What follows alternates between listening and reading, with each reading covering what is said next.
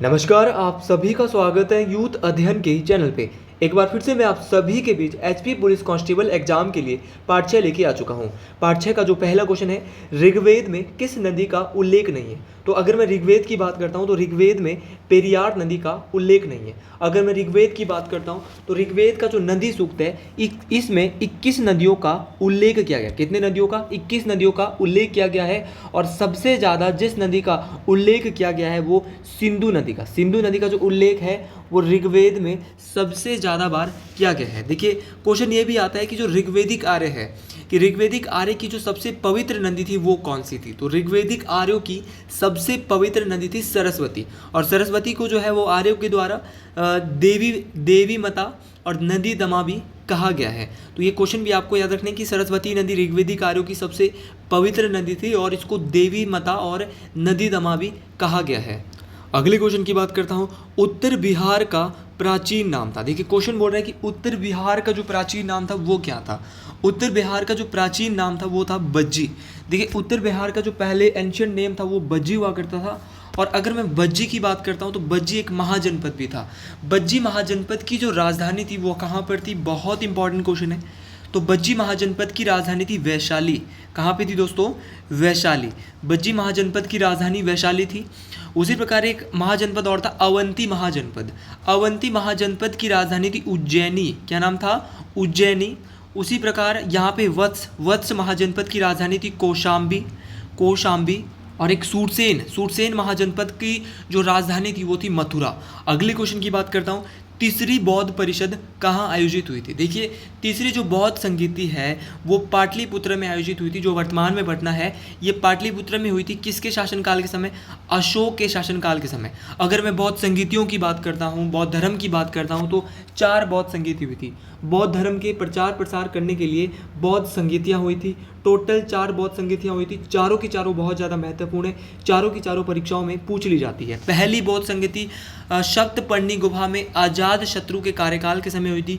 दूसरी जो बौद्ध संगीति हुई थी वो वैशाली में हुई थी। किसके कार्यकाल के समय? तो कालाशोक के कार्यकाल के समय दूसरी बौद्ध संगीति हुई थी। और जो तीसरी बौद्ध संगीति है ये कुंडलवन कश्मीर में कनिष्क के कार्यकाल के समय हुई थी। तो चारों की चारों बौद्ध संगीतियाँ याद रखनी। तीसरी चौथी हुई थी कुंडलवन कश्मीर में कनिष्क के कार्यकाल के समय। और तीसरी कहाँ पे हुई थी, जो यहाँ पे क्वेश्चन पूछा गया है, तीसरी हुई थी पाटलिपुत्रम में अशोक के कार्यकाल के समय। तो चारों की चारों याद रखना है, मोस्ट इंपॉर्टेंट है।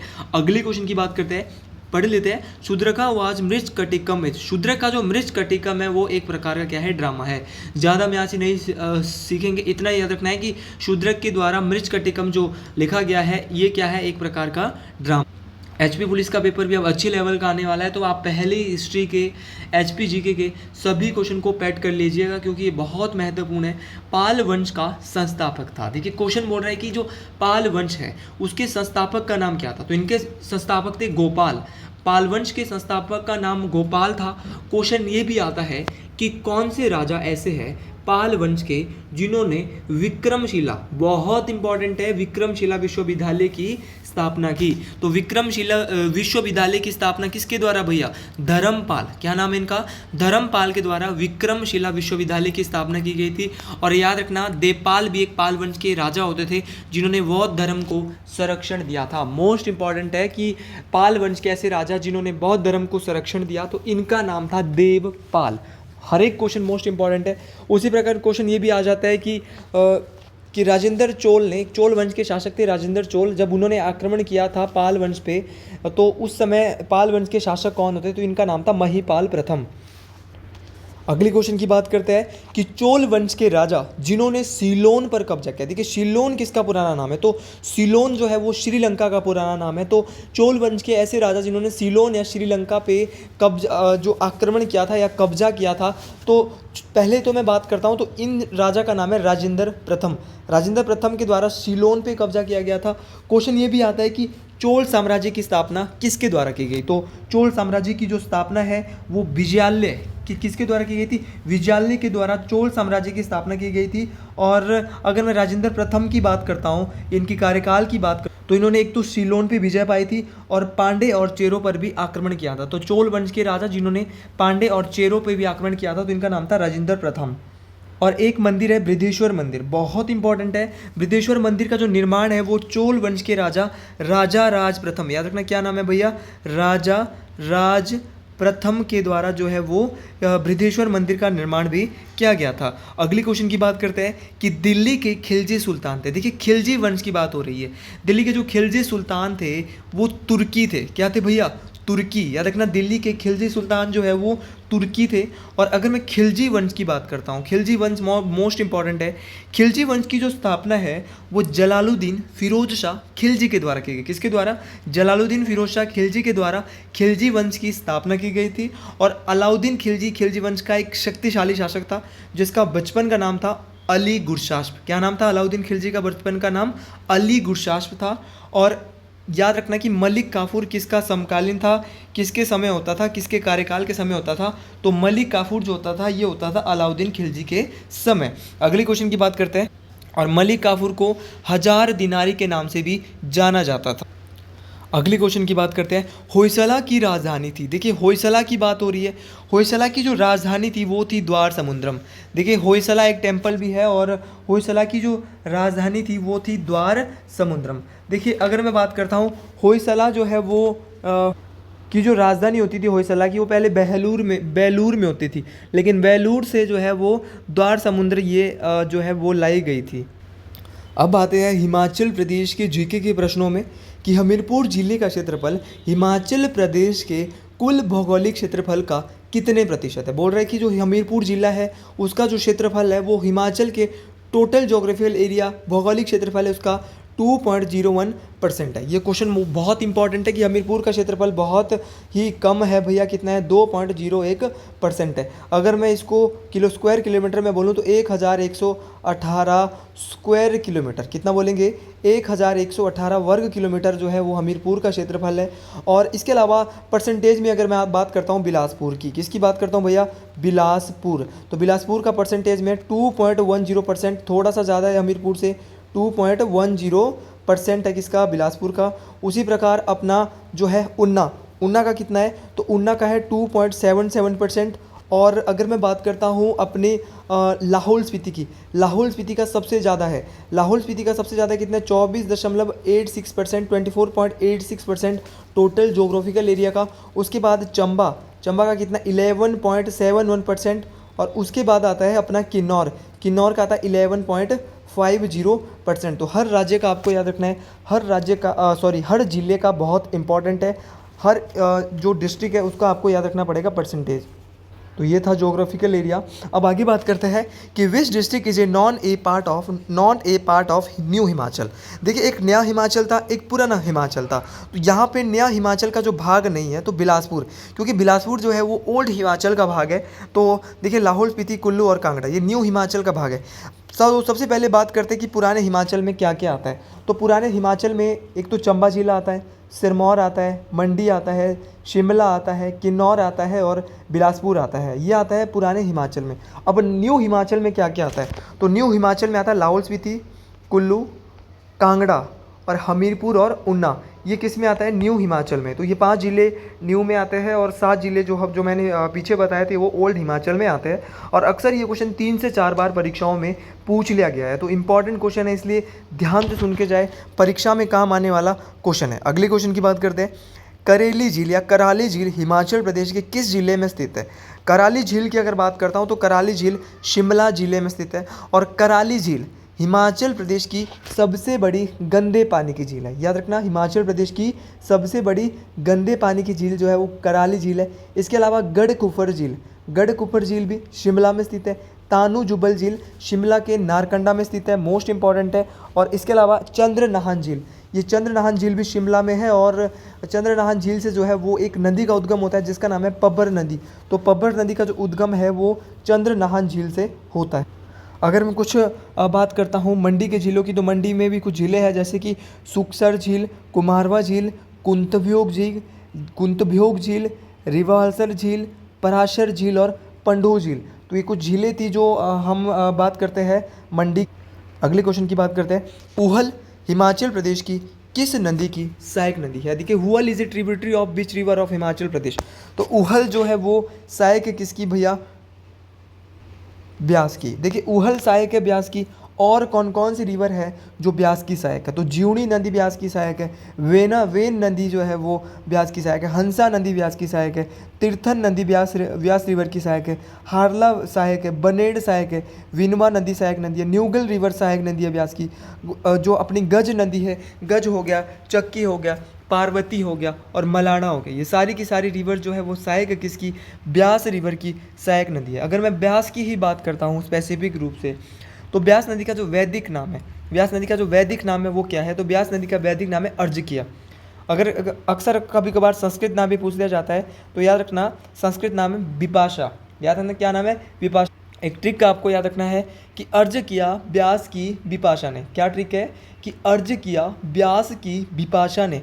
तो याद रखना विपाशा इसका संस्कृत नाम है और अर्ज किया इसका क्या है? वैदिक नाम है। और यमुना यहाँ पे दिया है, यमुना का जो वैदिक नाम है वो क्या है? कालिंदी है। चिनाब का चंद्रभागा, शतलुज का शतुद्री शतुद। हर एक क्वेश्चन को हम यहाँ से डिटेल से पढ़ते हैं और डिटेल से पढ़ना ही आपके लिए फ़ायदेमंद रहने वाला है। और अगले क्वेश्चन की बात करते हैं कि स्वांगला हिमाचल प्रदेश के किस जिले की अनुसूचित जनजाति है? देखिए शेड्यूल ट्राइब है भैया स्वांगला। किस जिले की है शेड्यूल ट्राइब? जो हमारा स्वांगला है। तो स्वांगला जो भैया वो लाहौल स्पीति की है। और अगर मैं स्वांगला की बात करता हूँ तो स्वांगला की जो ये जनजाति है इनके द्वारा देखिए कुछ मैरिज के टाइप भी है, जैसे कि रुस्ता ब्याह। रुस्ता ब्याह होता है जिसमें कि पलायन कर लिया जाता है। जब प्रेमी एक दूसरे को प्यार करते हैं तो शादी कर लेते हैं तो उसको रुस्ता ब्याह बोलते हैं। और एक होता है कुआं ब्याह, एक होता है रुस्ता ब्याह, एक होता है कुआं ब्याह। ये दोनों मैरिज के टाइप है किसके? स्वांगला के। कुआं ब्याह में जो होता है वो लड़की को जबरन लड़के के द्वारा अपने मित्रों की टोली के साथ भगा दिया जाता है।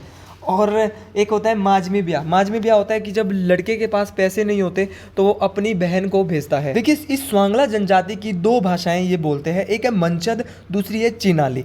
याद रखना मंचद और चिनाली किस जनजाति के द्वारा ये भाषा बोली जाती है? तो मंचद और चिनाली जो है ये स्वांगला जो ट्राइब है इनके द्वारा बोली जाती है। और देखिए स्वांगलाओं का एक प्रसिद्ध मंदिर भी है जैसे त्रिलोकीनाथ मंदिर, और इनका एक मेला भी होता है त्रिलोकीनाथ मेला, जो कि आजकल लग रहा है अगस्त और सितंबर के महीने में ये मेला लगता है। अगले क्वेश्चन की बात करते हैं। देखिए मेरे को डिटेल से बताने में बहुत मज़ा आता है इसलिए मैं डिटेल से डिस्कशन करता रहता हूँ। शिपकिला क्या है? देखिए इससे हमारी अपनी जो है मैं भी तैयारी कर रहा हूँ, मैं भी एक एस्पिरेंट हूँ, टीजीटी कमीशन एलाइड इन सब परीक्षाओं की तैयारी कर रहा हूँ, तो मुझे बहुत मज़ा आता है अगर मैं डिटेल से बताता हूँ क्योंकि मेरी अपनी भी नॉलेज इससे बढ़ती है। देखिए शिपकिला जो दर्रा है वो कहाँ पर है? शिपकिला दर्रा भैया किन्नौर में। और शिपकिला दर्रे के बीच जो है इंडिया और चाइना का बॉर्डर भी है शिपकिला दर्रे के आसपास। ये वही शिपकिला दर्रा है जहाँ से हिमाचल प्रदेश की सबसे लंबी नदी सतलुज हिमाचल में एंटर होती है। देखिए शिपकिला दर्रा किन्नौर में स्थित है, ये तो सर हमें पता चल गया, विकिपीडिया में भी यही दिया है गूगल में जब मैं देख रहा था। और इसके अलावा कुछ और दर्रे जैसे कि भीम गसूतड़ी दर्रा। भीम गसूतड़ी दर्रा कांगड़ा को चंबा से जोड़ता है। भीम गसूतड़ी दर्रा कांगड़ा को चंबा से जोड़ता है। उसके अलावा पीन पार्वती दर्रा, पीन पार्वती जो पास है वो कुल्लू और स्पीति के बीच है। मकोड़ी जोत सिर्फ कांगड़ा में है। और एक और कुगती दर्रा, कुगती पास लाहौल स्पीति और भरमौर के बीच है कुगती पास। और इसके अलावा एक और है आपका दुलची दर्रा जो है वो मंडी और कुल्लू के बीच है दुलची दर्रा। एक है जलोरी दर्रा जो है ये स्पेसिफिक रूप से कुल्लू में, और एक जलोरी है जलोरी दर्रा कुल्लू में है। और जालसू दर्रा ये कांगड़ा और चंबा के बीच में स्थित है। तो कुछ दर्रे मैं आपको यहाँ से बता चुका हूँ, ये बहुत इंपॉर्टेंट है।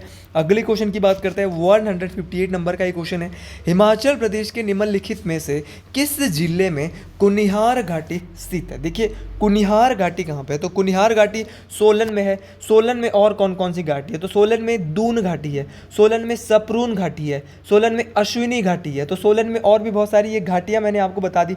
इसके अलावा हिमाचल प्रदेश की कुछ ऐसी घाटियाँ जो परीक्षाओं में पूछ ली जाती है, जैसे क्यारदादून घाटी जिसको पोंटा घाटी के नाम से जाना जाता है, ये सिरमौर जिले में स्थित है। इसके अलावा आपकी बसपा घाटी किन्नौर में है जिसको सांगला घाटी के नाम से भी जाना जाता है। और अगर मैं बात करता हूँ चंबा घाटी भी है जिसको दूध एवं शहद की घाटी Honey valley of honey and milk भी कहा जाता है चंबा घाटी को। और हिमाचल प्रदेश की सबसे अधिक फर्टाइल, सबसे अधिक उपजाऊ घाटी कौन सी घाटी है? तो ये है आपकी बलह घाटी। और एक चुहार वैली भी है, चुहार घाटी भी है, ये कहाँ पे है? मंडी में स्थित है। और चुहार घाटी परीक्षाओं में बहुत दफ़ा पूछी गई है, तो आप बिल्कुल भी यहाँ से गलती ना।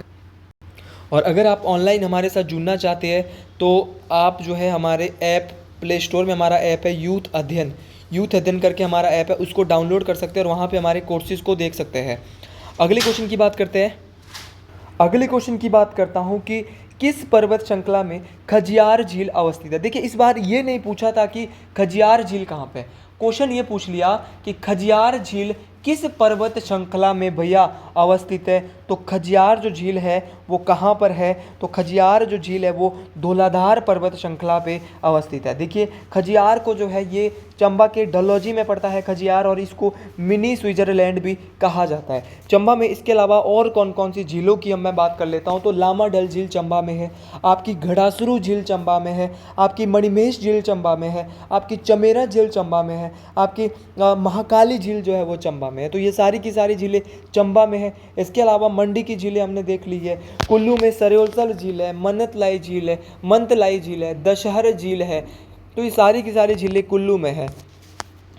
अगले क्वेश्चन की बात करते हैं कि 1857 का विद्रोह हुआ तब कहलूर का शासक कौन था। देखिए जब 1857 में जब विद्रोह हुआ, कहलूर जो है वो बिलासपुर का प्राचीन नाम है, और कहलूर रियासत की जो स्थापना है वो भीड़चंद के द्वारा की गई। कहलूर रियासत की स्थापना तो भीड़चंद के द्वारा की गई, लेकिन क्वेश्चन ये भी आता है कि जो ये बिलासपुर शहर है इसकी स्थापना किसके द्वारा की गई। तो बिलासपुर शहर की स्थापना बिलासपुर के राजा दीपचंद के द्वारा की गई थी। ये भी क्वेश्चन आपने याद रखना है, मोस्ट इंपॉर्टेंट है। लेकिन क्वेश्चन ये था कि 1857 का जब विद्रोह हुआ था तब कहलूर का शासक कौन था। तो इनका नाम था हीराचंद। हीराचंद जी जो है वो कहलूर के तब शासक हुआ करते थे, और 1857 में इनके द्वारा अंग्रेज़ों की सहायता की गई थी। और बिलासपुर की हिस्ट्री में इनका जो काल है वो स्वर्ण काल, गोल्डन ईयर माना जाता है, गोल्डन पीरियड माना जाता है, स्वर्ण काल माना जाता है। और क्वेश्चन ये भी आता है कि पक्का टैंक का निर्माण भी इनके द्वारा किया गया था बिलासपुर में। और भैया जगत खाने का निर्माण बिलासपुर में जो है हीराचंद के द्वारा किया गया था। और क्वेश्चन ये भी आता है कि बिलासपुर में भू राजस्व सुधार किस राजा के द्वारा, तो ये भी भैया हीराचंद के द्वारा किया गया था। तो ये कुछ इंपॉर्टेंट क्वेश्चन थे, और ये एचपी पुलिस का था पार्ट 6। एचपी पुलिस का पार्ट 6 था। क्वेश्चन आपको ये भी याद रखना है कि हिमाचल प्रदेश में महिला विधानसभाओं की संख्या 3 हो चुकी है। मानस नेशनल पार्क, मानस राष्ट्रीय उद्यान और काजीरंगा राष्ट्रीय उद्यान कहाँ पे? असम। और बिहू, याद रखना बिहू एक लोक नृत्य है, फेमस लोक नृत्य है बिहू। कहाँ का बिहू? बिहू भी भैया असम का है। तो आज के लिए इतना ही, और आगे मिलते हैं अगली वीडियो में। जय हिंद, जय हिमाचल प्रदेश। और अगर वीडियो अच्छी लगी हो तो कमेंट बॉक्स में ज़रूर लिखें हर हर महादेव। जय हो शंभू।